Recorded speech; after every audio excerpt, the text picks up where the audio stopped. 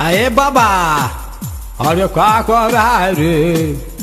अरे बाबा, इतना काहे कूदल जाता रहो?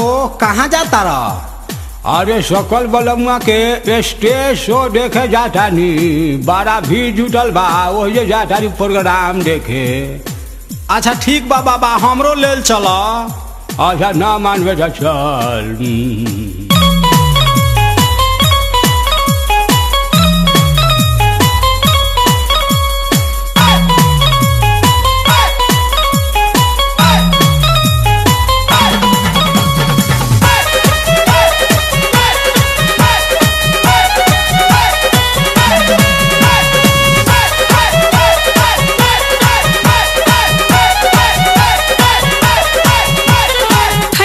भाई हो देखो ऊपर ऐसन तो होई एकरा नीचे कैसन। भाई हो देखो ऊपर ऐसन तो होई एकरा नीचे कैसन।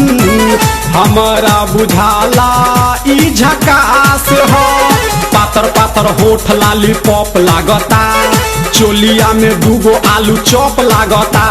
आ एक नंबर माल जिला टॉप लागता, एक नंबर माल जिला टॉप लागता। अब पतली कमरिया लापालॉप लागता। भाई हो देखो ऊपर ऐसन तो होई एकरा नीचे कैसन। हमारा बुझाला ई झकास है।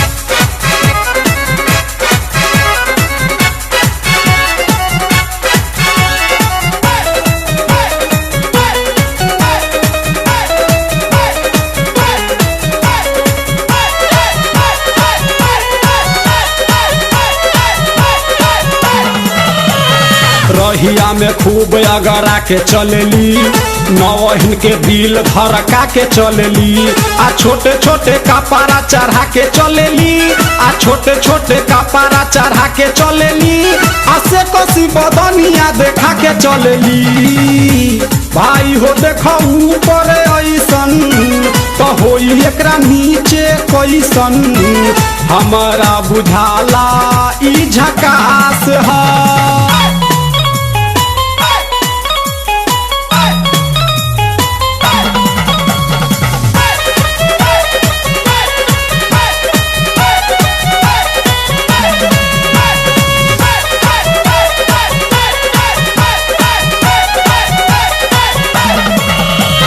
सोलह साल के एज में बेजोर लागेली, देखो देखो चांद ई चकोर लागेली।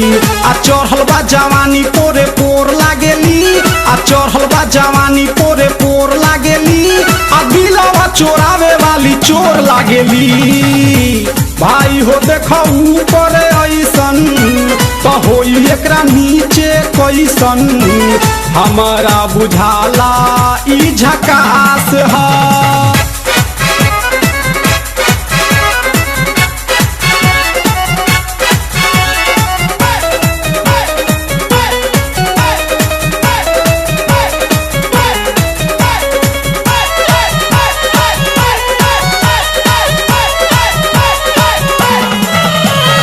ऐसन माल पाई जे निहाल हो जाई, सकल बलमुआ अब कमाल हो जाई।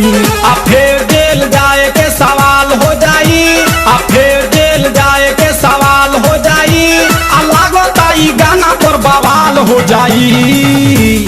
भाई हो देखो ऊपर ऐसन तो होई एकरा नीचे कैसन।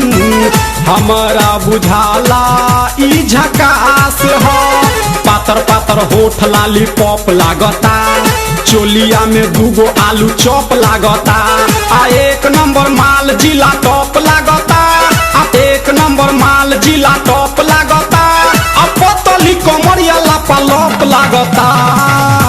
भाई हो देखो ऊपर ऐसन तो होई एकरा नीचे कैसन। हमारा बुझाला ई झकास है।